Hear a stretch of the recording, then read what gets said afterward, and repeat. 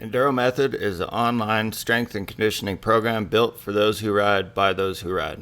We are professional coaches dedicated to building the best and most revolutionary off and on the bike training for dirt bikers around.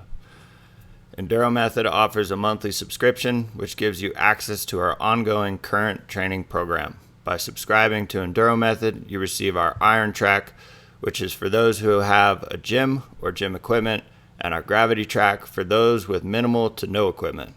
We design our training for riders who want to keep their general physical preparedness in top form year-round. We also offer more specific training plans that you can purchase anytime. We have built an 8-week hard enduro training plan designed to get you ready to race with structured off and on the bike workouts, all in a comprehensive 8-week plan. If you are interested in joining the monthly Enduro Method training subscription, we are offering a special discount for our podcast listeners. Use discount code EMPodcast23 in all caps for 50% off your first month of training. See the show notes where you can find discount codes and a link for more information and to sign up for Enduro Method. And now, on to the show. All right, welcome to the Enduro Method podcast. Here with James Stearns. James, how you doing? I'm doing good, Josh. It's been a wild road lately. Yeah. So life is good. Nice. Life is good. Just been traveling a lot, getting a lot more of the World Hard Enduro experience, working with World Hard Enduro Series, West Promotions, Winnie, Ricardo, and that crew. Just learning, even more about the ins and outs of the bigger races, the bigger formats, design, structure, management. And then I got to race a few of them. So yeah, actually I think I raced most of the World Hard Enduro Series, at least most of them. So it was pretty good. Nice. So did you just get back recently? Yeah, I just got back. Just got back a couple of weeks ago, spending a lot of time in Spain. Their National Hard Enduro Series. Alfredo Gomez manages part of the Spanish National Hard Enduro Series, and I was fortunate to help build a 3-day enduro with him. So actually build the course, lay out the course, and believe it or not, we think it's fairly simple to lay out a course, but they've been doing it a long time in ISDE on the world scene, and there are some different designs that are very specific and utilize terrain in a certain way, bringing in excitement for the racers, fun for the racers, even better for the fans, easier to manage, just checks all the boxes. And we're looking forward to bringing some of that to Silver Kings this year, as we're looking at going to being on par with the European events. We're going to 3 days of full racing, and every class will have an opportunity to race 3 days. Wow. So pack a lunch. Yeah. With those things, are they kind of quantifiable? Like the differences from, or kind of the things you picked up, you were saying with the ISDE, like, are they specific things, or is it just kind of a general way of approaching setting up a course? They're very specific things. One is called a caracal, which I think in Latin means corral. And that's basically double taping a lane that comes into an area, can zigzag up and down. But even if a lot of times they come in contact with each other, but you still use 2 separate tapes. So you may have tape that's 4 feet apart from each other, but that's in case one line blows. But funny enough, when you do it in this style, it manages the race really well. You don't see as many racers blowing tape once you get into that mindset. And they use this a lot in Xpania. They used a lot of Getz and Rodeo. Getz and Rodeo was the real eye opener for me. That kind of added when you've seen all the races and you've done enough Romaniacs, you've done the Erzbergs, Serbia. Serbia is probably closer to our race as far as terrain, etc. And then Hispania is a cross between maybe Serbia and Getsen. And then Getsen is a whole nother animal. I mean, it's insanity. And not only insanity with the fans, but how it's run, the design of it, how little of space it uses, and how entertaining, how it's managed, the amount of people. It's basically the inverse of US, hard enduro in the States, in a lot of ways. So funny enough, you have the riders are invite only. So you're looking at somewhere between 50 and 60 riders typically, and 12 to 15,000 fans. Wow. Charged fans. It was like going to a Metallica concert. Yeah. I kid you not. I have video to share that it's indescribable. It's unreal. Huh. Here's a challenge to the people in the US. I think everyone here kind of forgot how to party. They forgot to really forgot how to have fun. Like have fun. Like go nuts. And it wasn't like I've never seen so many people drink so much beer and still be cool. Like there was no fights, they were just charged to be there, and charged to be fans. But I think to the Germans, I think they drink enough beer, they can keep it in check. But I mean, these guys are packing around half a dozen to a dozen, and these are like half a liter bottles. It's amazing. And the amount of beer they sold on the course, I have video of them. They're hauling them around with like farm tractors, hundreds of cases at a time, loading the zones. It was mental. Goodness. So, but yeah, no, it's all good. And today's kind of a special day. We have this will be definitely one of the first parts of media that I have an announcement to make. If you're ready, let's hear it. So there's been a little banter. We've been a little quiet, and so I'm just going to read it off so I don't mess it up. You ready? Here it goes.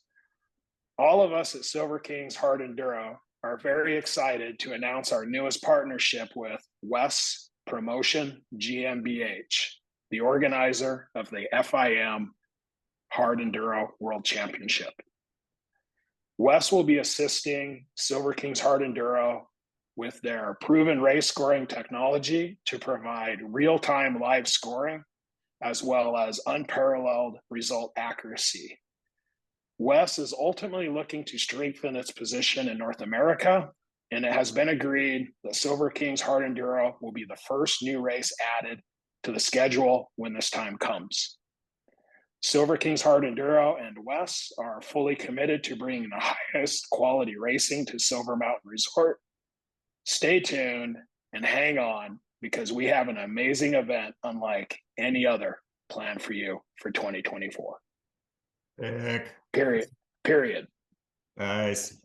I had my suspicions when the schedule dropped for the US series and Silver Kings wasn't on. Yeah, I mean, I didn't intend for it to go that direction. We could definitely be on the US Hard Enduro Series as well as, the World Championship. That happens actually all over the place. Like first round this year when we were in Serbia, they have the FIM riders, and then they do a Serbian National Hard Enduro Series. And so it's easy to do. It's no big deal. And they do it for a lot of the races, so you can separate them out, and it's not a problem. And I'll go right on the record right away that, with all the rumors and scuttlebutt, if I had my choice, the issue with the US Hard Enduro Series is that it has not achieved becoming a national series yet, and it's not for 2024 either. So that pushes it out to 25, and it's a maybe. I have my own opinion how it should be done and how the AMA should be worked. I think it needs to be a board of the race organizers and investors, not a separate entity representing the people who are running the events. Right. And unfortunately, it hasn't happened. But even with that being said, I've been, particularly Inside Enduro, has been one of the biggest sponsors of the sport since the beginning. We were one of the top major sponsors the very first year when it had issues, the second year, and the third year. So we were one of the few races that were actually still sponsors of the series as well for year 2 and 3. So I think I've shown that we're in support of the sport, and we've tried to show that with the race that we've designed.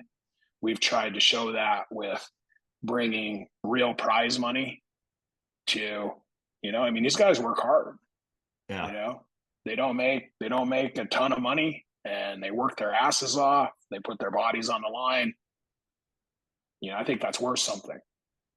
And we're trying to basically bring the best racing, and not on a US level, on a world level. Yeah. So I look at things a lot differently, probably, than most people. My goals are maybe a little lofty, but tell you what, I think this, if you aim really high and if you don't hit the highest level, you usually still hit pretty high. Yeah. Higher goals are better than real small ones, right? Yeah, for sure. And so that's kind of that's where we're falling into. And so it was unfortunate. We kind of got backed into a decision of what we wanted to do. And the way the US Hard Enduro Series is structured is they have a partnership with Scoring and Timing and others. So it's not, they have a few partners, and this is how they derive their income, from these races. And we pay X amount of dollars per racer to be in the series. And I was definitely cool with that to some extent, because it has been a positive thing. The media has been great. Yeah. They've done a good job overall. Yes, I'd like to be have a national series. I think it warrants it. Hopefully this day will come. And one of the main things that was the issue was simply scoring and timing. And it wasn't that, we can always complain about scoring and timing, and that's what racers do. Nothing's ever perfect, and you really can't expect anything to be completely perfect. But I just couldn't ignore, nothing against the current one, but I just couldn't ignore what's being used overseas and what technology allows us to do. And I'm talking about the live scoring. I'm talking about smart transponders that are not RFDs, that actually take in information, store information, retransmit information. They're a lot more expensive. It's a whole different program. And for example, if you look at it from a business perspective, and not only a business perspective, trying to get things done is, if we're going to use more of the terrain at Silver Mountain, that makes the course more complicated, more complex. Mm-hmm. That gives more opportunity for people to miss a turn, go through tape, cut out a section. That stuff happens. It's racing. And to me, the amount of money that I personally invest in the sport is that I want to go wherever I go and know that I don't care if I'm first or 50th. I just want to know I had a fair shake. Right. That I was placed accordingly where I should have been placed.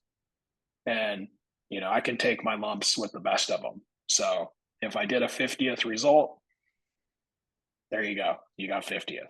Good job. Yeah. But yeah. And so I think you see where I'm coming from with that. And I don't know how you feel. I mean, what are your feelings? You guys spend the money to travel, you spend the money to show up. What are your expectations? Yeah, exactly that. Like, there's nothing worse than finishing a race, knowing at least to the best of your ability that you raced it correctly, and then having people that are in front of you that you either heard through the grapevine, cut this corner, cut this part of the course, you came through this checkpoint first, now they're magically in front of you. Like, and whether it's real or not, right? I mean, there's, like down the grapevine, shit gets muddled, but having those questions and not truly knowing potentially if you finished in the right spot or if you should have been up, or maybe you cut the course, jumped in front of people and didn't know it, or did know it intentionally, right? And being able to have that stuff sorted out correctly at the end it's huge. Yeah, I agree. I can't agree more. It's such a powerful thing to me that, this goes along, I think, with what you do as well, is when you take any sport seriously, you're investing your time, which is probably your most valuable asset. Mm-hmm. But that's just your time to go race. But then if you add into it your time to train, your time to not eat like a 400-pound trucker, which I'm capable of doing. Yeah. And you put in that time and that training and the learning and the effort. And when it happens, it sucks. And we hear these things. I see things, all the time. And we hear things all the time. And like you said, it's hard to say what's true, what's not true. But I know of things, believe it, from my standpoint, that have been proven to be true, that are indisputably true. And I look at it that as we grow this and it makes it, particularly for our race, a bigger race, a more complex race. And when you have 3 days, we're moving to a 3-day true hard enduro, European style, it gets more expensive. Yeah. It's more expensive for the racers because it's just like anything. If you're going to go to a really good concert and it's expensive, it may be worth it. Like it's not cheap. We are very cognizant of keeping the prices down as much as we can. And I'm going to tell you some stuff we're looking to do that and to help out.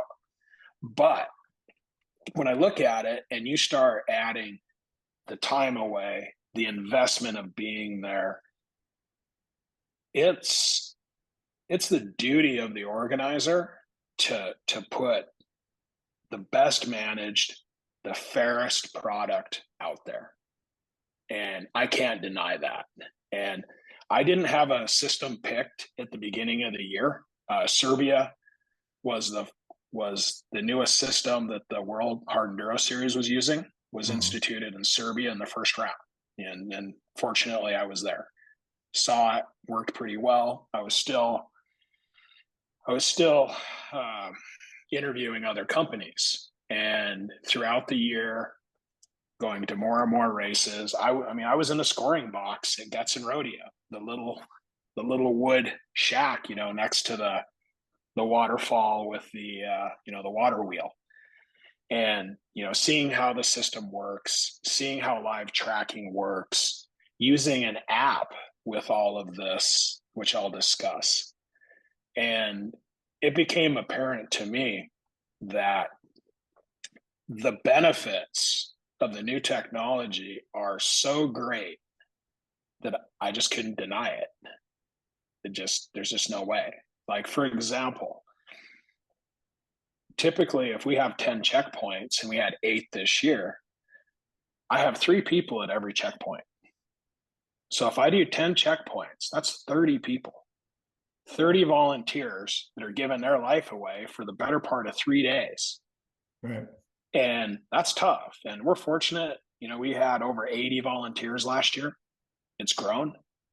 People are psyched to come back. But to me, personally, that's one of my most stressful things out of the whole build, is that when you are depending on that many people, and just the way the schedule works, people have work, people have kids, people have jobs. I usually see them an hour and a half before the race starts, all together for the first time. And even this year, I met with as many as I could the night before. Like, we had separate meetings. Like, we had a noon meeting, we had a 6 p.m. meeting, just to show them how to use the guns, etc. And still, even with me putting 2 meetings prior to the race, I only saw half the people. And to me, it's like, if you want to see a dog crapping toothpicks, that's how I feel in the morning, is that, okay, I've got these people, because it's not just having the people, they're new. Then we have to distribute them all across the mountain. And we got lucky. Like, you will have this year, unfortunately, John Seahorn was injured. So he wasn't riding or wasn't getting around, and he volunteered to take a checkpoint. Thank God, because him and his crew are solid. They knew how to get to their checkpoint by themselves, with 4-wheelers or whatever. That was awesome. Like, those guys, just like every day, that was just a weight off of my shoulders. But everyone else, I'm explaining, we're either running them in a 6x6, and we set up water, we set up checkpoints days before. And even with that, it just feels like you're going by the skin of your teeth. Right. And then, people mess up on using the guns, and it just goes on and on and on. Well, the newest system has a variety of options. One is called a track box. You put this track box out, has a SIM card, 100% read. You come within X amount of distance of it, picks you up. It's basically runs off the internet signal, but here's the crazy thing. And so you have live timing to an app in your phone. So if you're doing the prologue this year, and you can tell after you finished your prologue lap, you can pick up your phone and you know exactly where you're at. It'll be on your phone right there, right now. And you'll be moving around, because if someone comes in and does a better time, you're going to drop down a spot or 2. So, and what's interesting with the new transponders is that they hold data. So if you do a track box that doesn't have a cell phone signal, it will still take the time. It'll record it in your transponder that's on your bike. They attach to the fork between your triple clamps. It'll download it when you hit the next one and give you your split time. So it memorizes your time. Right. So it's all live. And so instead of having 10 checkpoints, I can have 25 checkpoints. And I don't have to say exactly where they are. Yeah. So there you have real timing. You really cut down on, where people can get off course. We also have a lot of refined ideas to make it, kind of foolproof, to make switches better, to make it, for example, you come to a switch that has a sign going 2 different directions, and people blew them, not on purpose, but they're in race pace, they're focused, they're charging. Yeah. It happens. I ran into a rope at Red Bull Outliers in front of everybody. It was embarrassing. I saw the finish line. It was right there. and they had one little yellow rope, and it was at the end, and I'm like, what is this rope doing here? It almost clotheslined me. Like, I hit the brakes at the last second, but I'm pretty sure I stretched it out. Yeah. So you hit one? No, I took the wrong split at Silver last year. The right after the gas stop. Yeah. When you come up to that kind of flat road where we traverse through, to get up to the start Yep. line. And yeah, it was just same thing. Came in, got gas. For whatever reason, bike started bogging real bad as soon as I filled it up. So I was a little like, what the shit's going on? I was cleaning that out Yeah. and then saw the arrow and it said right, I was on Silver course. Well, last year we had gone up that shale hill. Yep. And so in my head, I was just like, cool, go to the right of the arrow, fucking straight up that hill, all the way to the top. And then ran into Gersten, thank God. And I was like, the only people, because Colton came up behind me, passed me on that thing. And then I think Matt Green too. And I was like, there's no other riders. I wasn't that far ahead of the people I just passed, like Yep. guys. And I look at Max, I'm like, this isn't Silver Course, is it? And he's like, no, fuck, dude, sorry. So yeah, straight back down into the woods, far right. And I just tunnel vision, just saw the arrow, went to the right of the arrow and straight up instead of looking right. Totally my fault, Yeah. but it was just funny, one of those things. It happens, and there's somewhere in between where one, just like and I've blown them too, believe me, and it's annoying. But when you go anywhere, part of it is the rider's responsibility to ride at a speed that they're also managing the course.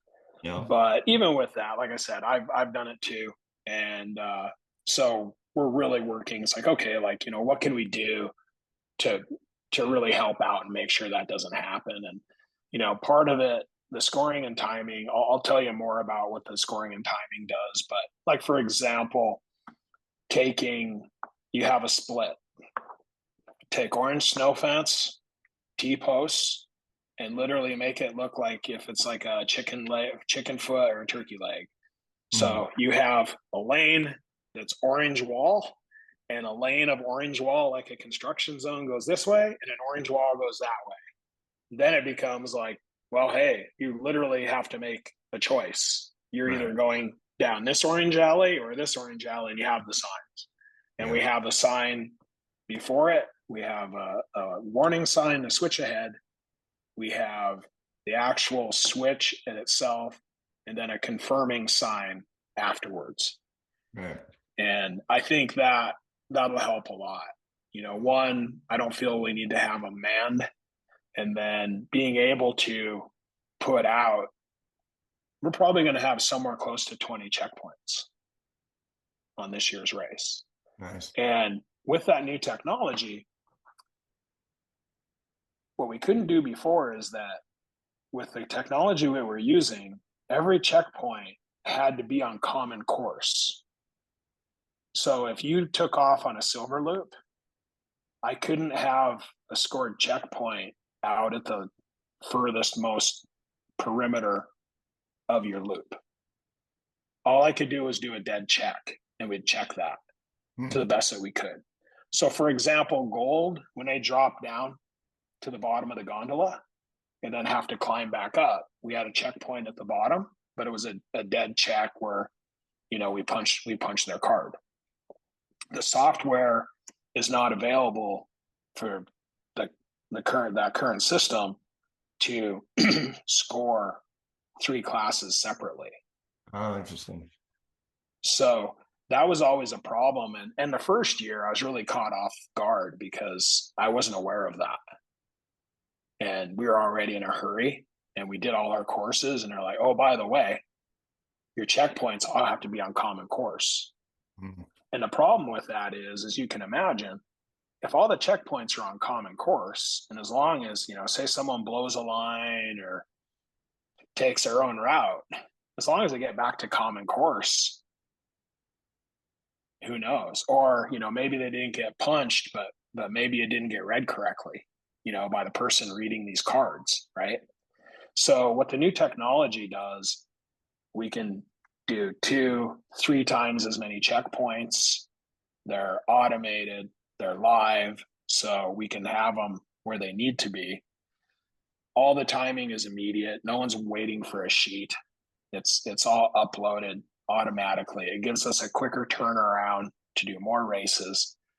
The track boxes, what I'll call them, they read in a certain distance, but then we can go to the next level. If we want someone to go over a specific rock feature, it's called a loop, and it's a wire loop, and we can use as many of those. We could use 100 of them if we want. I mean, we're not going to use that many of them, but you basically put them above, or you can put them in PVC and bury them under the ground at any length you want, 8 feet, 12 feet, 12 meters, that'd probably be your longest, is like 12 meters. But they did that at Red Bull Outliers because we're just out there in the open. So they made gates. So if you're watching the video, they had like a ranch gate at the start of the climb. So they just built, a little thing, put a nice Red Bull sign there, right, and you went under it, and that was the timing. That's what was reading. So they had that wire loop above you, which they thought was easier. You can also bury it a foot in the ground with a PVC pipe. So it'll read 2 meters from the top or from the bottom. Huh. So plus, as this is all going, the race is being managed via the software in real time. So if somebody misses something, etc., it comes up. And some people, I always kind of wondered too, because we'll be using some live tracking as well. But with the smart transponders, you're able to see, they made it to checkpoint 6, they didn't make it to checkpoint 7. So if we're sending, a big portion of it's safety too, and that's a big thing. So, and I guess I'll knock those out. What I was looking for was we need to know the results are right, that they're fast, and they prove that we can prove that, we had protests, we had reports that, people cut course. Hard to prove. Yeah. Hard to prove with a good system. I don't like it any more than anybody else does. It leaves a bad feeling in my stomach, because even though I'm not racing, I know how it feels, and it sucks. I don't like it. So, all right, well, how can we fix it? And this is how we fix it, by having all the additional checkpoints. They're indisputable, and they're coming up, and it's being managed in real time. Someone's watching all of this, which is pretty cool. The other huge is safety. Right. I can't tell you how many times I've driven out, because I'm coming off the mountain. We have street rhythm. We have something else going on. And it's like, okay, we did this. Everyone's hustling down. And like, someone lost on the mountain. I hope unfortunately, everyone's always made it out. But the first year, I rescued the little girl from Hawaii. She started sliding down in the bear grass on a KX85. She was off the Silver Mountain property. She was on Riley Creek Lumber. Huh. And if her mom didn't have her locked on GPS, so her mom gave me her phone, and that's how I found her. Oh, wow. And she was fine, but dude, it was raining. It was cold. She's from Hawaii. She's by herself on a giant mountain. 12-year-old little girl. Right. And so with that stuff, safety is really important. And so even with the smart transponders, we know that everybody finished, or we know that they're still out there because they never passed another checkpoint. So I can call in, I can make a call on the radio, say, hey, where are we at? Oh, everything's clear, except we have 2 transponders here between 7 and 8. Right. So we can send them. And then it takes it another step with the live tracking, who we'll see how it goes. We're looking at probably using live tracking on silver and gold for the first year, which is a separate GPS. It's about the size of the little inReach. They're tiny. That's pretty cool, because at an instant we can just they can look on the computer. I can radio in. Is everyone off the mountain? Yes, everyone's off the mountain. Unless they lose their tracker. Right. And that's really cool. And And I was kind of curious, like, well, man, how do you manage, having, say you have 300 people out there, between a couple classes, like, how do you know that, you're watching this thing, how do you know that, there's lines everywhere, right? How do you know? And it's actually really easy, because when you're looking at it on the computer, the whole course just looks like one line because everybody's on it. As soon as you see a line break off, just click on that line, and maybe there's one of those, maybe there's 3 of those there, but they know automatically. So they're actually, and that's what's so cool about this, is they're managing the race in real time. So if they see that, they're calling it out, not after the race, not during a protest. They've already pulled it out. Right. And so, between that with just providing the safety, the live tracking is awesome too for entertainment for the fans, because they know where you're at. King of Motos does it with yellow brick. And, I had that experience in the first bit. I sheared off my entire rear brake master cylinder off a rock. Never done it before. And the people that were following me, like, well, this says he's in Hammertown. Like, how can this be right? And they're right. I made it back to Hammertown. Yeah.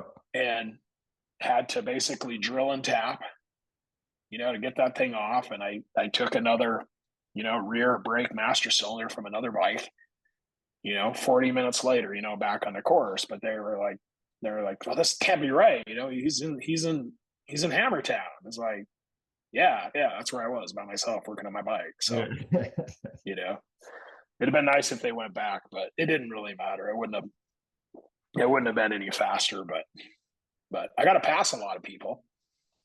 That's always fun. Kinda.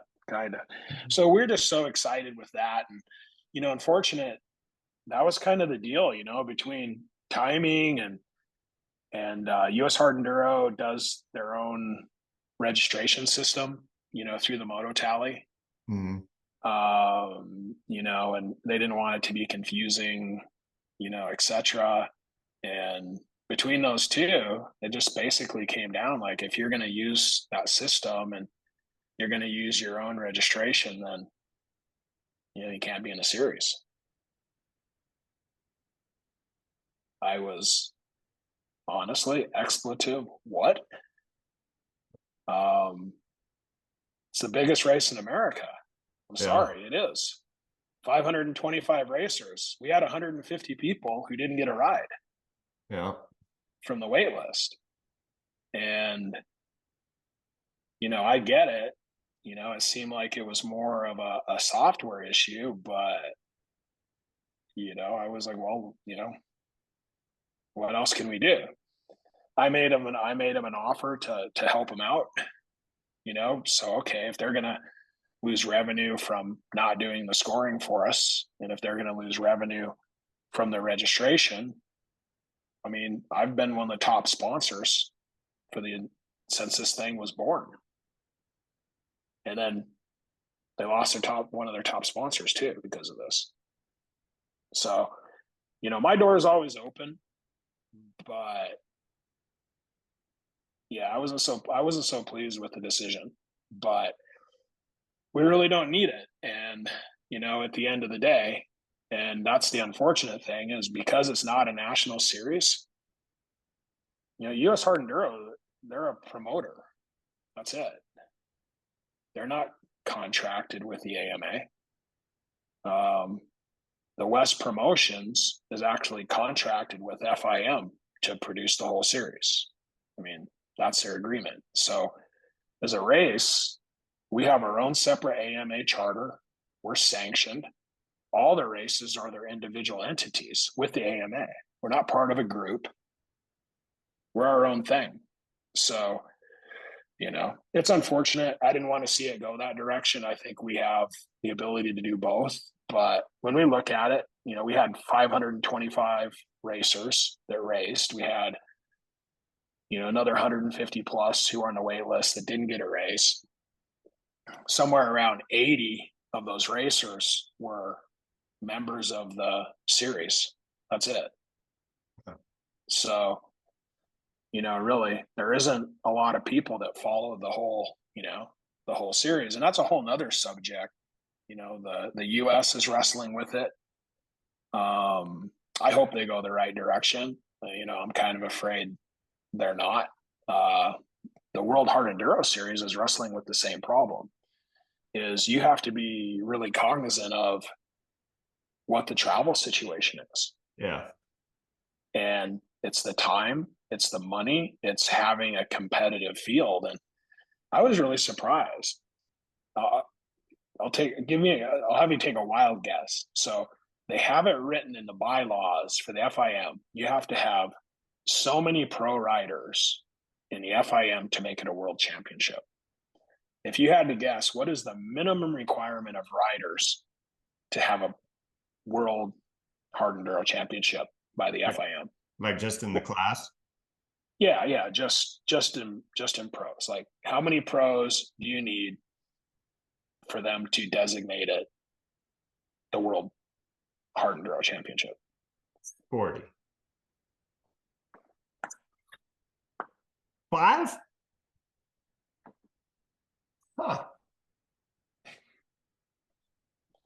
I don't know. I didn't write it. No, it's 5 riders. Huh. 5 riders. You have to have 5 pros at each World Hard Enduro event for the series to be considered a world championship. Oh, okay. I see what you're saying. So it seems like that seems low. It seems very low. Yeah. And so, they have to move the pro paddock around, and they're being conscientious of it too. They're doing it in the US, where right now TKO and Red Bull Outliers are every other year, at least for this year. I think trying to address this. So, as things change, the West wants to do things in the US. I think it's wise for the US Hard Enduro Series to figure out how to really separate East and West and somehow bring it together. Maybe it alternates each year from one side to the other. But, they do it. Why do you think, pro sports, AFC and NFC for football? It's about travel. Right. Well, even Supercross, right? They do the West Coast and then they do the East Coast and then bring them together, because it's a huge, if you want to have a big field, and if you want to have like what they call on the world side, they call it their pro paddock. How many guys really went to every race? I think maybe 5 of them, of the top guys, and that's because it's not because other guys didn't want to go. Right.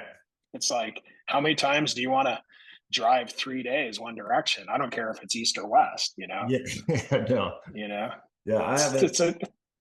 It's all driving to me. Yeah, I haven't done an East race yet. I'd love to, but man, it's a lot. Yeah, believe me, I know. I've done it a few times, and I just, the juice has to be worth the squeeze, and that's what we're really changing here too, is going to a bigger format that gives people more reason to travel, more reason to be there. Because you can imagine, if you drive out to one of these events and something happens, or you get, knocked out the first day or whatever, that's damn near 6 days of driving. Right. There and back, or 4 days of driving.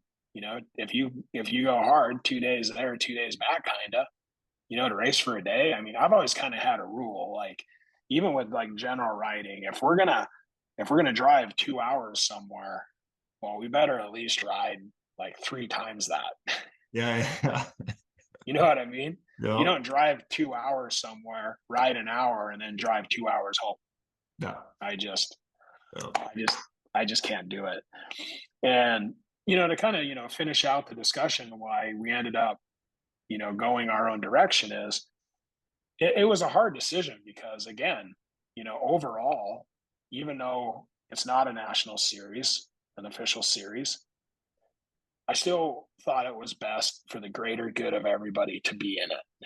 because we can do both. But basically, when I get backed into a corner and my decision making process goes like this: is our goal to make Silver Kings Hard Enduro the best race in North America and one of the top, I mean, who knows, to be one of the best ones in the world? Or is it to be in the US Hard Enduro Series? That's clear for me. And we have no problem with race numbers. I've talked to a lot of the top people, and everyone's still coming. Yeah. Oh yeah. You know, Still coming. yeah, and you know, and everyone gets along good. That's what makes it fun. But you know, like you can use an example. You know, you tell someone like Keith Curtis that Tristan Hart may not be coming. All of a sudden, that $10,000, like he's not going to shed a tear. Yeah. Right? He's like, Yeah. hey, you know, there's an open spot. You know, it's never a done deal. You know, it's like everyone. You know, Keith beat Tristan on Silver Mountain in the past. Yeah. You know, so you know anything can happen. You know, bike function, whatever. Someone's just riding really great, and you know, and has a good deal. It's never guaranteed for anybody, but you know, it just opens up those spots. And again, we're staying true with that. You know, another big change for this year is again, you know, I mean, we put money, you know, being AMA sanctioned, we can't pay amateurs, but we've taken another big step where, you know, we're 10,000 for first place, 5,000 for second, 3,000 for third, and we're going to pay fourth and fifth too. You know, 2,000, 1,000.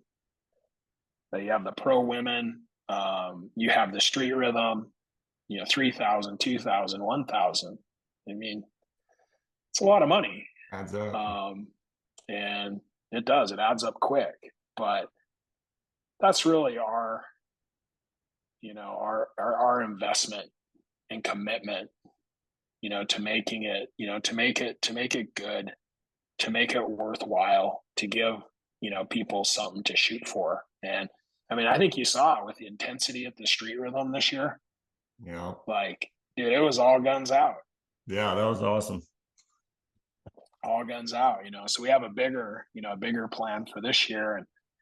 And as we go further with trying to build out and, you know, literally produce that European experience, you know, one of the things that's been missing is, you know, for anyone who goes to Romaniacs or any of these races, you have, you know, a lot of bike services, and you know, and we have some, you know, they've been here or there, and you know, Rodrigo, Rocky Mountain Extremes done some, Bo at Ready to Ride Rentals does some, and you know, they're out there, and you know, and we were looking to, I'm sure those guys will continue, but I try to like build out the experience. Like, okay, someone from Europe, someone who's going to take the time to travel. When I talk to these guys and I tell them, you know, Silver is a 2-day race, they're like, oh, that's pretty cool.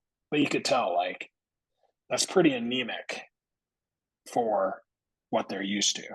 You know, Serbia's 4 days, Romaniac's 5 days, Erzberg's only 1 day, but then you do a 10, it's only 10 or, well, depends how fast you are, but let's just say a 15-minute road prologue.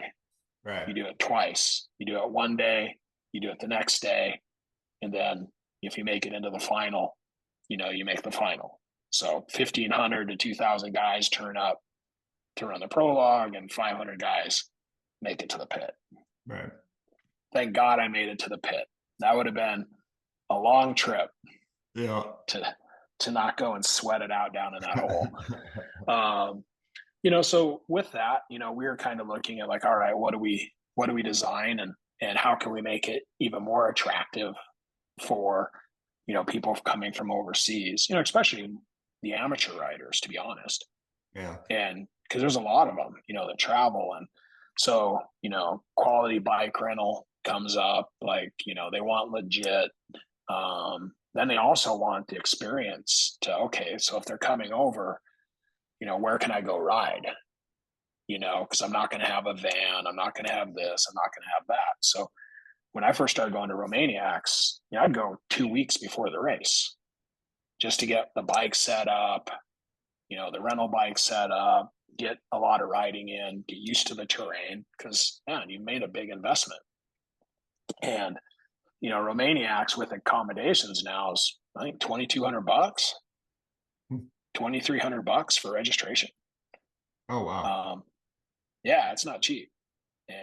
But then you got to think of it, you go, all right, it's over, and accommodation's pretty cheap in Romania, but still, you're looking at $2,200, $2,300 just for race registration, but it's 5 days. So divide that by 5, and then you're usually using 4 tanks of fuel a day, which costs twice as much as it does here in the US. So, it's still expensive, but it's like, it's not crazy.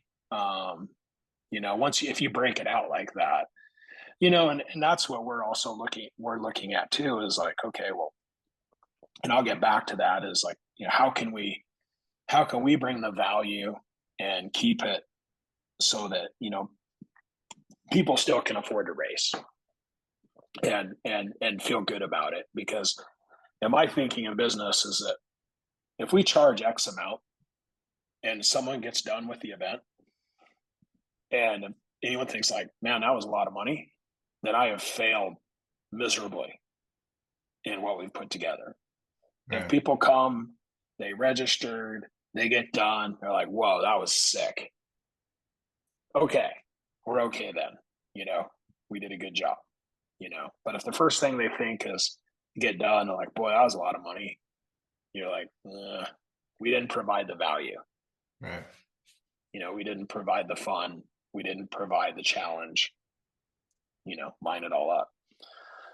So making this, try to take into pre-riding in a great area, being taken care of, having lodging, and just having the whole setup. This is another big announcement. Super psyched to partner up with Gold Creek Lodge. Okay. Gold Creek Lodge has stepped up a level.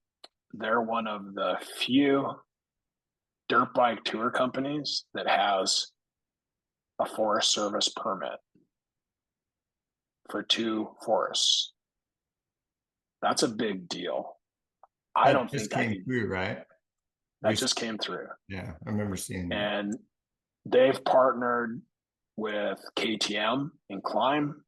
They have, I believe, 25 or 30 2025 300 XCWs coming in April. Oh, wow. May. And so they're going to be putting together a full race package for Silver Kings, which will be very Euro style, where people can come over early, stay there, set up their bikes, ride their bikes, do the race. If they want to stay later, have service in the pits, mechanics set up, picked up from the airport, delivered back to the airport. That's essentially how it's done in Europe. Wow. And we're really excited that, they're coming in with, factory KTM backing to do it right. And to, because it's, when people do that travel, it's more than just the race. I think they want to see more. And if you can give them riding in Idaho prior, and you can basically take care of them from A to Z,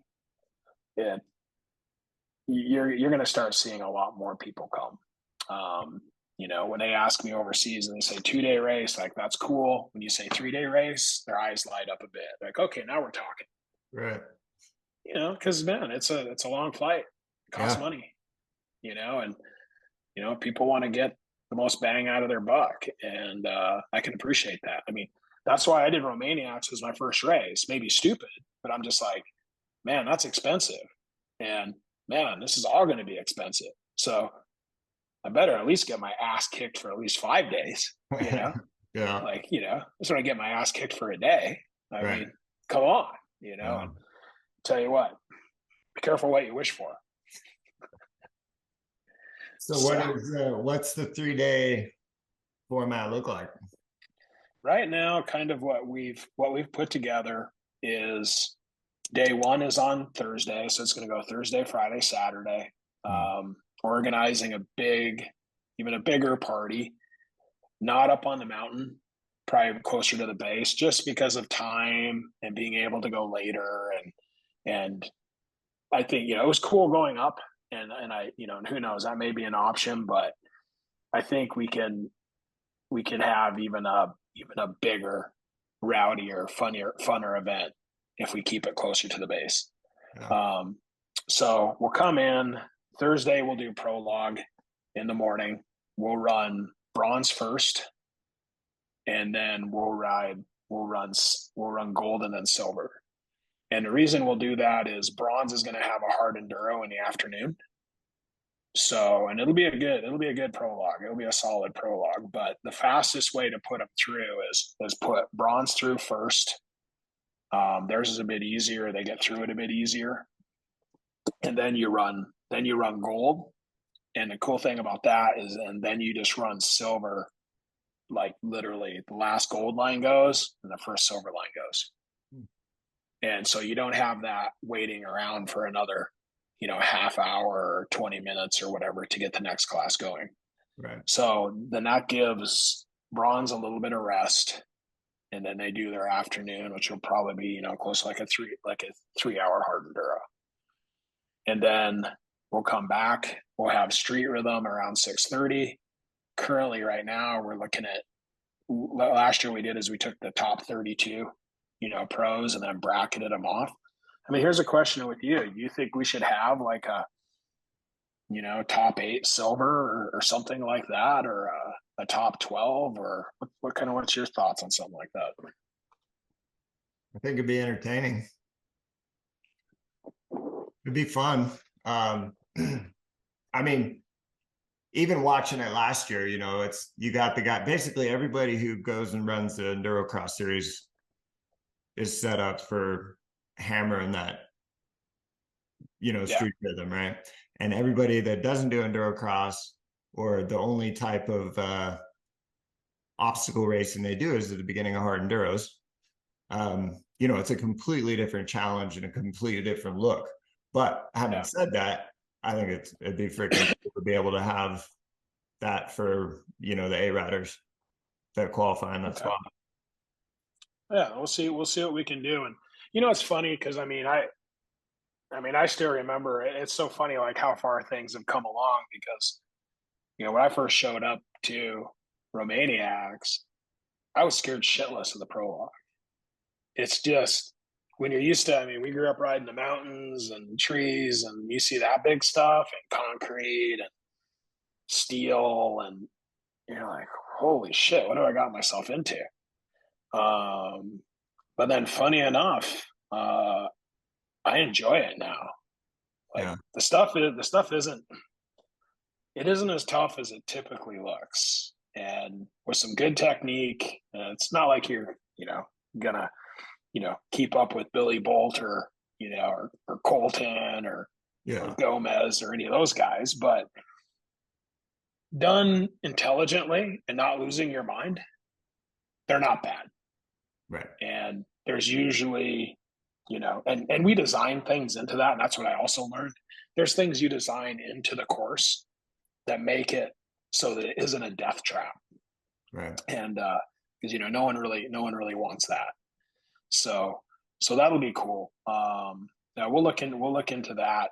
We should have a little bit more time. We'll be a little bit more well organized. It came off good last year, but I think we can do a lot better in coming off organized and even make it even more entertaining. It was just trying to get the thing done. And I don't know how many people are in the know, but I was so OCD and so worried about it. And the guys wanted to kill me for this, but we built the Enduro Cross course across town. Like, it was set up and built, like, because they were mortised together, kind of. And we built the whole thing. And the guys just, this is stupid. Like, why don't we just have the race here? Because they didn't want to move it. Right. I'm like, well, we can't have the race here. We shut down the street. And I'm like, sorry guys, we can't. And I knew it, because even as it was having the entire thing pre-built, it still took almost the whole day to put it together. So if we wouldn't have pre-built it, it would have taken 2 days, 3 days. Yeah. And they wanted the street shut down for like 10 hours. Right. That's a problem. So yeah, a lot of expense, a lot of equipment, etc. So, with that, we'll have the street rhythm. So that'll be Thursday night. We'll probably end up doing the parade Wednesday night, if they let us have it. And they were irked off last year with the burnouts.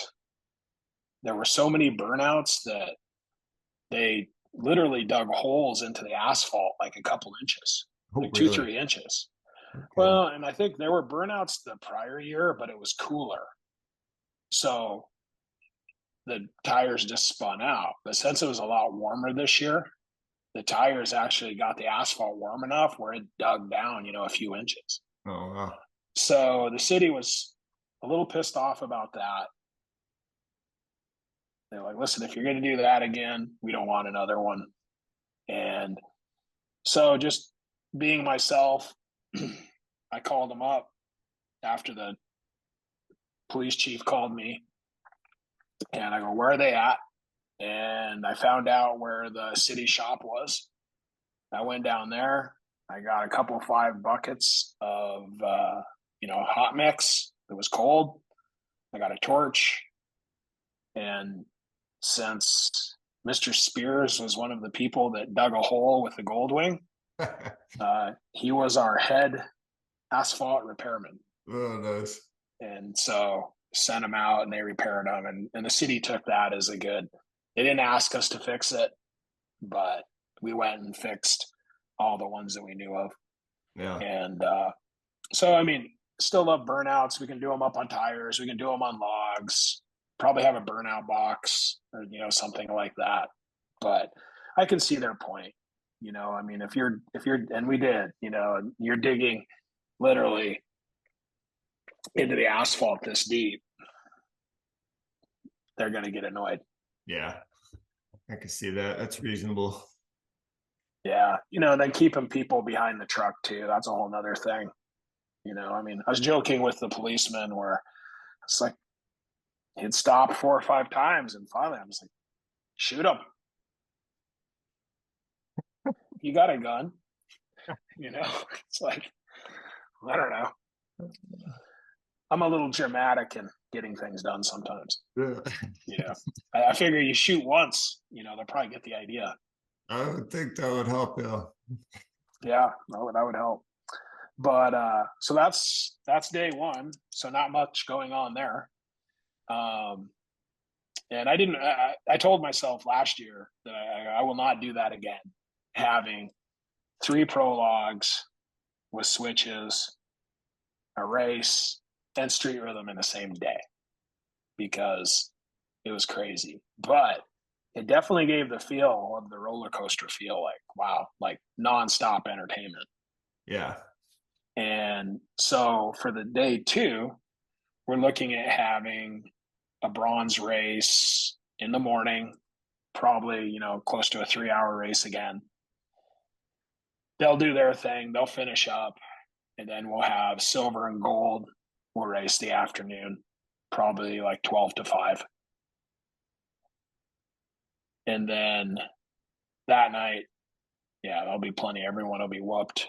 We're having an event kind of planned for that night too as well. We're kind of working on a collaboration with 509. So we'll see how that goes. So it should be pretty entertaining if we get our plan together as we'd like to have it. Nice. And then on Saturday, it's going to be essentially probably 10 in the morning. Again, 4 or 5 hour race.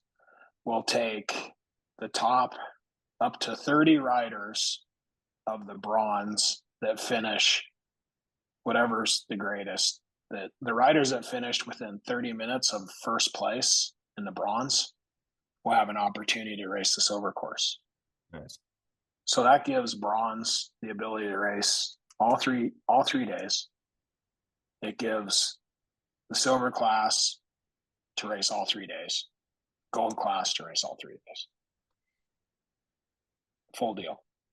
And then designed to end earlier on Saturday. And that's kind of the European model, where and earlier on Saturday, we can have plenty of time for a cool awards.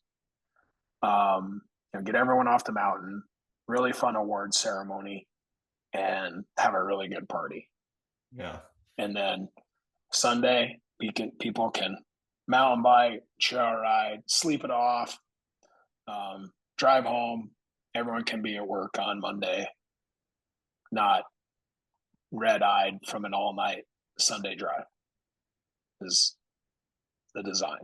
Yeah. No, I mean, just even last year with leaving on, having it done on Saturday, because typically it's Sunday evening by the time, and then you're making the choice. You're either staying the night, one more night, or you're driving part way and sleeping at a truck stop somewhere or something else. If you got to be home early on Monday or on Monday, but having that Sunday to hang out and chill and relax, even Sunday morning, and get home. It was nice. Cool. Well, I'm glad you appreciated it. It's by design. It's brutal when it goes that way, and it seems, at least in the U.S. and even in Europe to some extent, that people that get after it, have their own businesses, these type of things, people are really, really easier to leave anywhere earlier in the week, like any day, like even Monday night. Yeah. But by God, they got to be at work on Monday morning. Right. Like if they're, and even if they shorten it up and they're gone, even, Thursday night, they don't want to be gone Monday morning. Right. So like everyone's willing to like take off early, but if you do the both, if you leave on Thursday night and you come back on Monday night, nobody likes it. It Right. like, I don't know. It messes with the feng shui of things. I don't know. It's kind of funny, but it is somewhat true. Yeah. It is. It doesn't quite make sense, but there's definitely something to it. Yeah. I mean, it doesn't make. I don't mind missing a Monday, but Yeah. Sometimes, well, too, like we have the ability just with the gym if we can get classes covered, but if we can't get those classes covered on Monday, like we have to be back, and we've done that too. We race as soon as the race is done, we're on the road. Got an 8-hour drive. Got to be back by Monday. We got a first class at 5 a.m. Like, it's a tight schedule. But see, to me, that is just not fun. And and again, like if you're going to, I think the other part of it comes from if you're going to race 3 days and you've been looking forward to this event, like one of the biggest ones of the year, same as me going over and racing an event in Europe. Tell you what, man, like I don't drink a lot of beer. Like I don't make it like a habit. I don't sit back and drink a beer every night. Nothing wrong with that. But when I go and have that experience and I wring myself out over 3 days, I tell you what, man, it is a good time to go have a couple beers with your friends, with your riders. Like I don't have to leave right this second, and actually enjoy, you participated in something cool and you put yourself out there. And I think it's, for me personally, it's just important to take a second to reflect on, like, hey, we had a good time. It was fun. It was a battle. It's a reflection of the sport, of what we enjoy to do on the weekends and what we like to do. It's to me, it's a celebration of that, not just like show up, run like a dog, get out of here. Yeah, and that was the intent behind it, is to build more soul, into it, if you will. And that's what we're looking to do with the party, with, everything, everything that we do is it's got the racers at, the top of the sheet. And how do we bring this thing soul as well? You want to have a good race. You want to have the best officiating, the best scoring, timing. When you guys see this app, I'll send it to you. It's crazy because it's called Sportity. And you take the app and we'll have a code and I'll send you, if you don't have it already, I'll send you the app. And then, for example, Getson, I'll send you the code and you'll punch in this code and it has all of Getson stuff. So there's heaps because this year, Serbia was on it. That's the first time I saw it. So Serbia, X-Ross put their race on the app. And then next one for sure was Xpania, had it on the app. The national Spanish Hard Enduro Series for all their races was on the app. Getson Rodeo was on the app. So if you have a race, you just pull up that app and you put in the code. Like I'll give all the racers a 6-digit code. Has all the racer information, everything, everything. Right on your phone. Results, everything. I just couldn't say no to that. Like once you know that exists and you see it work and how people enjoy it and how it can make your race more efficient and you could use the course more terrain thoughtfully and provide, where people are happy. Because I can tell you what, that's one of the things that I truly love going to Europe is I was riding, it was a couple of years, we were doing Dit Rocks with Matt Spears and we're just riding towards the start of the prologue. And I stopped and he's like, is everything okay? And I'm like, dude, that's what I'm telling you. I'm stoked because I've done enough of those races that I've never had that feeling. I've never had the feeling that I wasn't where I was supposed to be, that I never had the feeling that, people came in front of me that like, I wasn't sure about that. And I've had that feeling, not just in hard enduro. I mean, just even doing local series. And there's this, and the reason people feel that way is because some of it exists. Yep. And, and it just sucks. And you think of, it's like, oh man, we do all these races and it just seems it's clean cut and it is what it is. And man, I tell you what, it does. Cause I've felt both sides and there's just something about it, man. It makes you feel like, you want to go back to those events. Yeah. Doesn't leave a bad taste in your mouth. Right. And, is what it is, but I'll close a chapter on that. I think, I hope the thing progresses. I hope it eventually becomes a national series. My door is still open. I really didn't close it. We can do both, but I understand, that's how they make their money. Another big change for this year is, and again, we could have done both. I don't think Sky Pixel's working with the series this year, which is unfortunate. They did really good work. But I see where they're coming from. They have a budget and we need to have timing, how fast these videos come out. And there's a lot of other things at play. And even with that, from our perspective, the series provided that coverage. We're paying, but they provided that coverage, which was great. I already had contracted earlier in the year with Enduro Life. And I don't know, I'm sure you know who those guys are. On Instagram. That if you go to YouTube and Instagram, they have the chain in a circle. Okay. Like with an E. Yeah. Yeah. So like, for example, our video last year in about a year got about 60,000 views on YouTube. Mm-hmm. And Enduro Life, I know these guys are out of Turkey, funny enough. They have over 5 million, or actually they're I looked at the other night, 4.98 million YouTube subscribers. Wow. I looked at one of their shorts they did of Uncle Hard Enduro. They released it yesterday. It had over 100,000 views in less than 12 hours. Wow. They guarantee us for an event over the year somewhere around 100 million views on YouTube. So we're going 100 million views versus 60,000. So that means that's a huge deal for our sponsors. Yeah. It's a huge deal for our race. But again, I was looking to do both, to do the Enduro Life, and they're coming over and they'll be filming. They'll be doing the filming on our race, and they're down and dirty, man. They're uploading as they're doing it. Right. These guys stay up all night for 3 days and they edit and pound it. But that's how that algorithm works. When everyone is at the race pounding this, that's when it needs to come out. Oh yeah, I mean, just look at like I didn't watch Getson Rodeo on a live stream or anything, but you can just follow the race on Instagram, basically. Yes.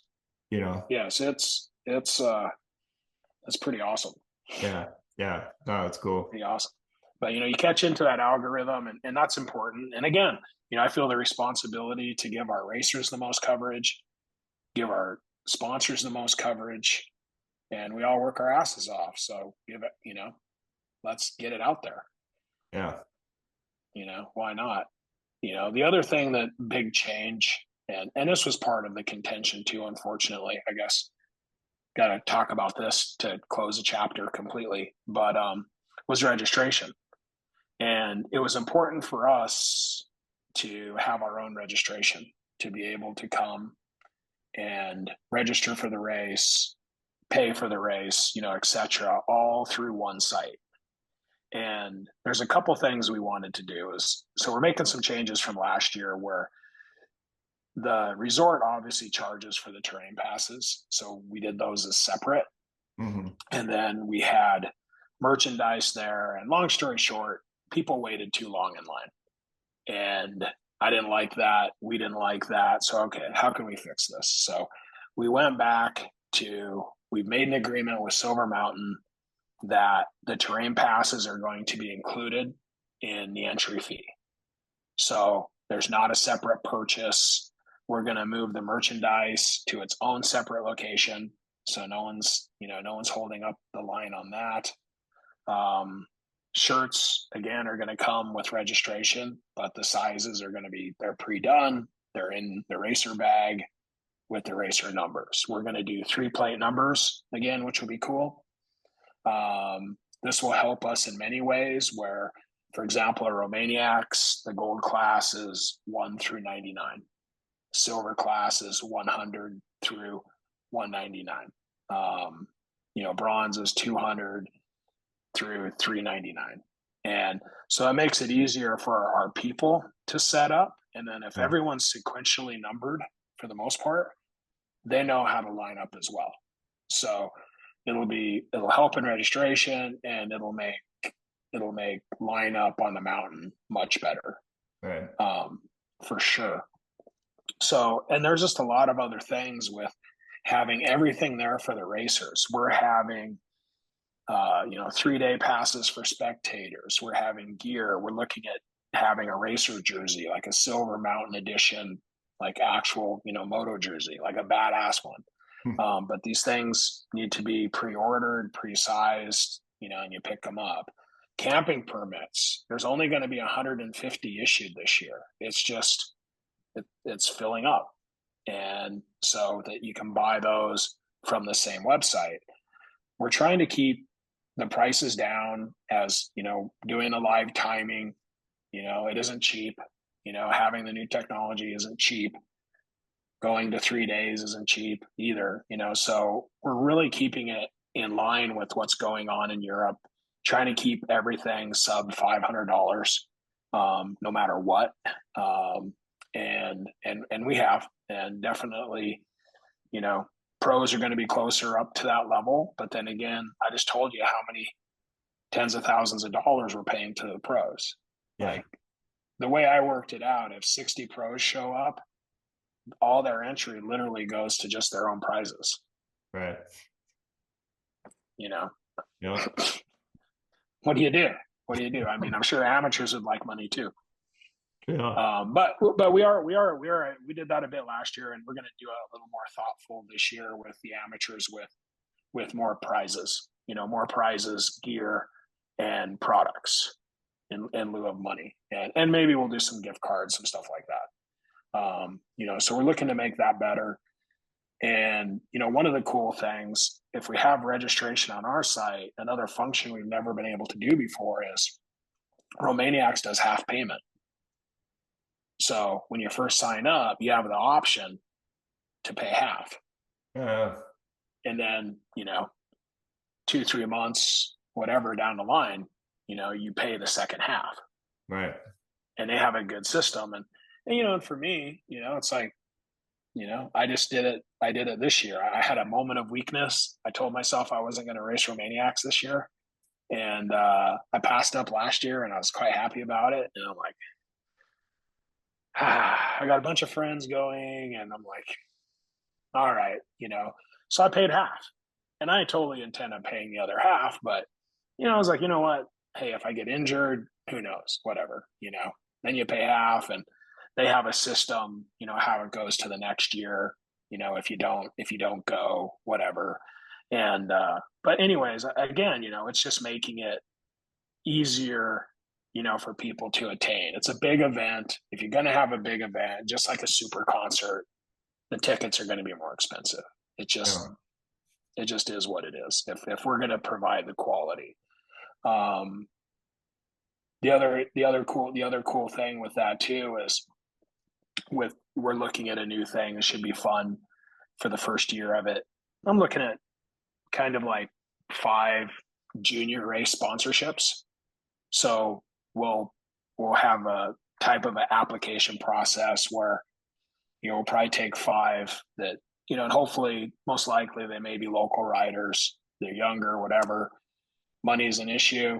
Well, long story short, if they're accepted, they pay their fee just like everyone else, but they work 2 days after the event and they get their entry fee back. Nice. So they do that a bit in Romania as well. They'll give people free entry, but it seems like people show up and work better if you have to give them the money back than instead of just giving them the free. Yeah. No, it's it's true. How many? Is there still a cap on riders total? Yeah, we're gonna do a cap at 500. And I've kind of like the slush is up to 525. We had international riders like, Billy was coming last year until he mashed his shoulder. So, Billy Bolt and Matt Green were coming. Obviously, Matt still came. Alfredo came. I talked to Billy at Getson, and he's going to try and make it happen this year as well. Alfredo's going to make it happen. Sandra Gomez, some of the young guys off of Team Gomez's the world, Suf Sella, Mark Fernandez, Nico Piazza. Those guys are coming, and Suf Sella just won all 3 motos for the junior world championship round. Wow. So I've been working with riding and working with Suf since he's 12 years old. He's 20 now, and it was his first major win. Matt Green had won that. Letty had won it. Manny Lebeckler had won it. Ozlowski has won it. So it's just the first round, but he won all 3 motos. Yeah. And battled. So, and I'm a kind of a satellite team member of that team of AG Racing. And so that's who I race with. And I was bummed because, I've watched Suf grow, and he had a really rough year over the last year. He broke his femur coming right up to Super Enduro last year. And so he just had a freak thing, broke his femur, and it was a bad one, needed surgery. all that kind of stuff. And he comes out in Romania for Panorama first day, did like Graham Jarvis just on a 2-track road, hit a bump, caught his foot wrong, blew his knee out. Ugh. First race back. Yeah. Had some complications with that. Finally got his knee back together, and then he hasn't been riding much, and then comes back and then pulls that off. Yeah. So, tough year on a young man, and then he's from Israel, so home is a bit of an issue. Yeah. And what's going on there. So, just a, strong-willed young guy puts in the work, puts in the effort, tough as nails. 20, I think 19 or 20 now. And so I'm flying out next week to Poland to go watch the next round and, nice. be with the team. And, because we've got Nico Piazza would have done it this year, but he's only 15. So you have to be 16. So we got Mark Fernandez and Suf Sella, and then, next year we'll have, Nico will be in the mix too. But Nice. he's becoming his own thing. He's just, it's like sending someone to a ninja camp, like, with the Shaolin instructors. It's the real deal. Yeah, that's awesome. So anyways, hopefully the registration process should be fun and give people some options to kind of, spread out, spread out the entry fees. And man, we're excited about it. There's really only one speed, and that's to go big and make it, the best that we can. And I think if we do that, everything else, will take care of itself. Yeah. Oh, that's awesome. So with the new, is it going to be similar though, as far as how you're building the course, where you're going to have not transfer sections, but sections of course that are the same and then branches off? Are you able to, I guess the question is, with the new scoring system, would you do it different or just similar and have more checkpoints along the way? We can do it somewhat similar. I think the best way to explain it is we may break the course into 2 parts of the mountain. So kind of front side, back side. And then at the end or near the end of each one of those courses, we'll put the coracals in. And so that really works, particularly, Getson, Expania. They tell the fans, roughly like, hey, at this time, come back here. And you ought to see them. They migrate like wildebeests, and they'll start coming back. And all of a sudden, like there was a fair amount of people there. And then like Expania, when they finish in the cauldron, yeah, boom, everyone comes in. Getson, same thing. Everybody comes in. And then you get to see so much more of the riders, and there'll be multiple. Because I mean, it makes sense. You can make anything harder. If you have a full-on hill climb where we give everyone 300 meters run, well, have it come halfway down and go back up again. Like, so now you have no run. It changes. You can make anything difficult. Yeah. With that type of program. So probably most likely breaking up into 2 segments, like front side, back side, or a combination thereof, and then having the caracol, maybe one in the middle, and then one at the end for really concentrated spectator points. Yeah. And from that, a lot of stuff we've never run backwards ever. And we're looking at how to incorporate that.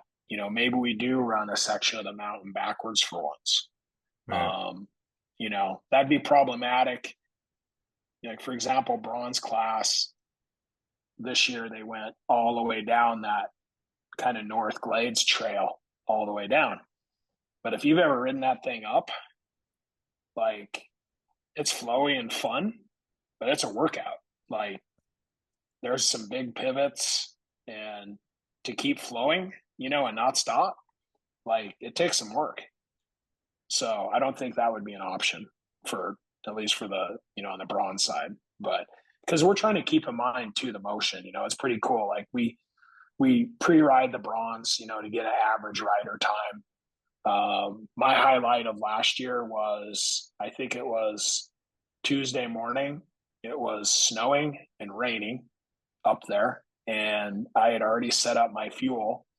And at like 7 a.m., I did my own private race. I raced the silver course in the rain and snow, the whole thing. So it was cool because it enabled me to GPS it all in one shot. So I knew exactly how long it was. I knew how much fuel it took. I knew, how long it took. And we're kind of doing that with everything. So we'll do that with, with bronze, with silver, with gold, because that really helps us figure out, because that really was never being done before. Certainly not our first year, because we were literally still pulling the course out of the snow like day before race. So, we never had the opportunity to really ride it. And so, we did this year, and then, this coming year, 24, will be even better. Nice. So a lot of fun. Yeah, that was my funnest leading up to that. I don't mind working 18 hours a day up to that, but once the people start rolling in, the questions start coming in, then my kind of mood just kind of it's like coming up to a roller coaster. You're like climbing up, and once it just does this, there's no brakes. No. You're gonna stop at the party. Yeah. Doesn't matter what you want to do. There's no pause. Yeah. No pause at all. And what else did I have? Make sure. So we got a brand new website. We're launching that tomorrow and on Thursday. So really stoked with that. Built it from the ground up new. Oh wow. All the information, a lot of time into it. We're really stoked. Super happy about the half pay option for a lot of people, just to make it easier. The race work scholarship, definitely stoked to see how that works out. I'm going to put in for sure, we had the 32 riders, top riders for gold for the street rhythm, and I'm going to look at and see what we can do for silver off of yours. And then, people who watch this, man, if you have ideas, let's hear it. What's your thoughts about, silver and street rhythm, or, any of these other things, the rider scholarship, half pay? It'll be interesting. I see this otherwhere, so other places, so I know it's well tested. Yeah. But, it's always good to see, what our people think, because originally, this is kind of what it's coming down to. And ironically or not, it's a standalone race. The vast majority of riders just come for this race. So to me, it's somewhat of the people's race. It's designed for the people, for the enjoyment of my own sickness, because Silver Mountain was always my favorite race in the US. Right. I've won a Open on Silver Mountain. I've won 40 plus on Silver Mountain. I've had some great battles. It's my favorite place to ride in the US. And ironically, this position I put myself into, I don't get to ride it. Or I don't get to race it. Right. I raced against myself, which was nice. I put in a pretty good time. And but still, it's going. Yeah, I think that's why the passion is there. It's because it's something that I love doing. And if I'm going to take the time to make the race for other people, well, I'm going to make it the best race that I can. Yeah. No holds barred. We just get down. Last year we moved in 3 weeks before the race, moved into Kellogg, Idaho, 7 days a week for 3 weeks. And I wish I could go home the day after on Sunday like everybody else, but no. Usually we leave on Wednesday. Yeah. Cleaning up, and all that kind of stuff. Yeah, no, I mean, from the outside looking in, you can see the passion's there. I mean, what you've done in the last 2 years, you know, the first year to the second year, and what's going to be this year. Like, it's awesome to see and stoked that it's happening and you're doing it because, yeah, it's fun. No, we appreciate it, man, and you know that causes a little bit of my own pain too, just because we're really not compromising in what we're trying to put out.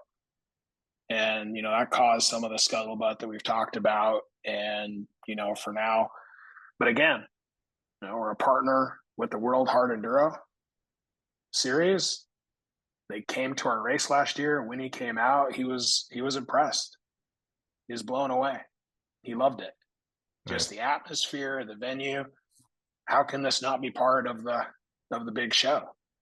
And so we're on the doorstep of that. You know, we formed a partnership. They're working with us to provide literally state of the art, the best scoring and timing in the world. Yeah. You know, the same system. Ricardo Mitter is going to administer it. I mean, we're bringing Yuli over. I mean, yeah, it's legit, man. We're using that system and we're excited about it. But, you know, in that non-compromising, it ruffles feathers apparently. But again, I have to look at that end goal. And what are we trying to do here? And I'm trying to put out the best product, the best time, make it even more Euro, where whether you're from Europe or you're from Mexico or South America or Hawaii or Iceland or Alaska, wherever you come, you start to look at it like, wow, this is literally a dirt bike holiday to get to race this many days. And that's why Romaniacs brings in 52 countries. Yeah. You know, simply that. You know, it's that worthwhile. Yeah, it's a destination race. Yeah, and that's what we're trying to do. And North Idaho is a beautiful place, and there's another tact we're doing. You know, originally, everyone, myself included, we just had blinders on. It was all about, well, how many racers can you get to your race? You know, it was all about racer numbers, and you know, we get it. You know, it's like you're trying to make the thing work, but we've totally changed from that since we did it, and we have a wait list. Like, it sold out in 3 weeks last year. Yeah. So I'm imagining it selling out in under a week, especially with the half pay. Right. And so if it does that, then okay, we're already making the best race that we can, and we're investing in that. But what about all our other, you know, marketing efforts? And what are we doing with that? So we're going to try a new concept. We're going to put our marketing into fans, new fans. I mean, you see a monster truck arena with 50,000 people in it with moms, grandmas, little kids. I don't think any of them own a monster truck. It's entertaining. Right. You know, that's why they go. And I'm going to have to take these headphones out because they're dying. Okay. So I'll just do it. I'll do it now, and then we can.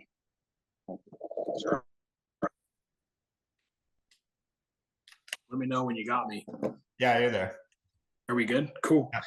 So, you know, that's been, and to me, again, that's a very exciting thing of there becomes a point where when you're trying to put on a production like this and provide the quality, I mean, I see it. There's a certain threshold where I'm just not going to charge the racers more. You know, as long as I stay in line with Europe with their 3-day races, 4-day races, I'm somewhat okay with that. But there becomes a point where I just feel that the weight can't be on the racers entirely. Yeah. And I think the way to get around that is bringing in new fans, showcasing to people who might not go to one of these events, because we have lots of them in Street Rhythm. Like, they came out, they'd never seen anything like this. Yeah. You and I are like, oh, you know, everyone knows who Graham Jarvis is. shoot, we owned a motorcycle shop, and it was more times than not when you mentioned Graham Jarvis, they had no idea who that was. I'm like, you ride a dirt bike and you don't know who Graham Jarvis is? Yeah. We're just on different wavelengths. Yeah. Or you're like, oh, Colton Haker. Right. Don't know. And you're like, how could you not know? Like, these guys are some of the best riders ever. Right. And but they're not on the same, they're not listening to the same radio channel. Yeah. And so as far as that's concerned, let's look at marketing it, more like a concert. Really showcase, almost turn the video around. And that's what I was doing at Getson. I was doing a lot of video of riders, but even more of the crowd. Right. Because that's, I think, what you need to project. You need to project people with and having fun. And I think in Getson, I saw at least 30 chainsaws that had been converted to have, 2-stroke expansion pipes on them. Yeah, I saw a couple of those. That were deafening. Yeah. And the guys, they obviously took great pride in making these obnoxious contraptions. But it just shows the spirit. And I think that's what we need to see to really grow it and make it healthy. I think we've hit the button to bring in the racers, and we're doing everything along that line to make it the best experience for them. But I look at it like a movie. We have the actors, we have the set. All we need to do is, we're filming it. Why not have an audience? Yeah. A bigger audience. Yeah. We're doing all the work. We're paying for the actors. We're paying for the pro class. We've got the set. We have the props. Yeah. We have everything. And so I'm just looking at different ways. And I got some projects. I mean, we're working hard at this right now. Like, we're well into the planning. We're looking at opening registration on January 10th, which is like 40 days. Yeah. And so it's coming up. And yeah. And, we got some other projects. We may look at giving away a Varg, the Stark Varg. Yeah. So that may be interesting. That would be. So who knows? We'll see. And but we've got a lot of other projects, but no, we're full steam working for this year. I know how fast it comes around, and I do not like being not ready. So every year, that's why you saw the improvement last year. Yeah. Like we got given it, last notice, waiting for the snow to melt, and holy crap, like what do we got ourselves into? And so, but the problem everyone, a lot of people ask are like, well, was it easier than the first year? And I'm like, not really, because it was maybe a little less stressful because we were better prepared, but we bit off like twice the amount to chew. Right. Too. So, and quite honestly, if you even asked me the race format, I just thought about this. I don't recall anything about the first year hardly. It was like shooter's amnesia. When you pull the trigger, you're like, I don't know, man. I just heard bang. Yeah.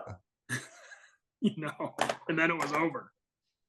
I'm not sure if I closed my eyes when I pulled the trigger or not. Yeah. Well, honestly, as I was asking that question, I was like, it might just be too early to have that, even really be on the table. But even having sure, there's a lot of details to work out, but you still already have the outline of what you want to do and all that stuff. And we're 7 months basically before the event. Yeah. Yeah. So it's by plan. I figure everything I can do now is less than I have to do later. Yeah. So, one of those things, but no, you just learn all these lessons of, like registration of, you need to have your poster done. before you do registration. You need to have your shirts done before registration. You need to have your apparel done before registration. I hadn't even, I was working on other things and, getting my city permits, I got them, months in advance. And, this year too, I'm even going earlier. I actually want to meet with, I've met some of city council, but I actually want to go to city council and meet. And, it's all of those things, just dialing it all in. So no surprises. We know what to do. We know what to expect. And I'm just excited, and it just brings such good people with us. It's like, you and Dane, the whole riding community that comes, we see these faces everywhere. Climb has been huge. 509 has been huge. Gold Creek coming on. That's literally the Euro model that has it all, where you can get picked up, come stay, come ride on similar terrain, do the race, be looked after. It's beautiful. Toyota came on. They're coming on even bigger next year, and they want to be part of it. Everybody, just great sponsors, and we got Letty at Selkirk. We're trying to figure out already. We've posters almost done. We're working on what the trophies are going to be. What are those are going to be like? What are your thoughts on trophies? Like, what do people? Because it drives us crazy. Because those trophies last year, kid you not, they're almost $400 a piece, and I don't think people could even begin to appreciate like how much work each unit, like custom done. But everyone has different thoughts of whether they're big, whether they're cups, whether they're, little one-offs. I mean, what's your kind of thought on that? I don't know. I mean, I can see the argument, or not maybe the argument, but the opinion of, costly trophies being a waste of time. I can also see the opinion of it being very unique and cool and special. I think trophies that represent the area are kind of cool, that have something in mind, like Erzberg, they give you a rock, right? Like that's pretty. We got lots of rocks. But something that represents, the terrain or the feeling or vibe of the race. I think having some form that is special to that and unique is worthwhile, in my opinion. That's a good point. We originally looked at rocks, to be honest, and then we may be coming back to rocks. Yeah. So there's a lot of rocks, and I just spent several weeks at Alfredo's house in Andorra, and he has a rock, being one of the few to ever win Erzberg. And even though it's just a rock, it's front and center. I tell you that. Yeah, I bet. So, with the bike that won it hanging from the ceiling. Oh, that's awesome. In the staircase. That's pretty good. Yeah. I don't know how he fixed it. It looks, I don't know. Looks like the cable should be maybe thicker. Yeah, right. But it's always kind of like when you walk under it, make sure it's not moving. Yeah. Well, cool, man. What else? Anything else going on in the world of training, lifting, eating? Same old. Just, back to trial season here with the snow down the mountains. So yeah. But that's good. That's fun. And then training, eating, getting ready for King of Motos and coming up in no time. Yeah. Well, you guys are welcome. I'm here in Arizona through most of the winter. We ride right out of the place. So, you guys want to get some sessions in, trial sessions or enduro sessions. Okay. It's pretty awesome. You guys give me a bell. You guys are welcome. Awesome. Yeah, thanks. I'd love to. We'll see how it shakes out. Holiday season and it's gonna be tight. It's gonna be tight. Like I'm squeezing it, go take a quick trip to Poland, come back, next thing you know it's Christmas, New Year's, then King of Motos is 3 weeks, 4 weeks down the line. So That's why I'm working on all this stuff now, right? Yeah, because it's not going to get less busy. No. It's just gonna get more busy. But all right, man. Well, I appreciate it. It's good to kind of get some of this out there. And man, I'll tell you what, if it comes off even close to what I expect, it's gonna be one hell of an event, man. So it's gonna be a lot of riding for everybody. No, I'm stoked. I can't wait. Yeah, it's gonna be fun. Well, cool, man. Well, thanks for having me on. Appreciate it. Yeah, thanks for coming on. And we'll have to do another one closer to the event. Yeah, for sure. Yeah. We'll hit each other up and we'll make it happen. Yeah. Cool. Well, appreciate you guys. Yeah, you too. All right. Keep on keeping on. Oh yeah. All right, man. Thanks, Josh. I get.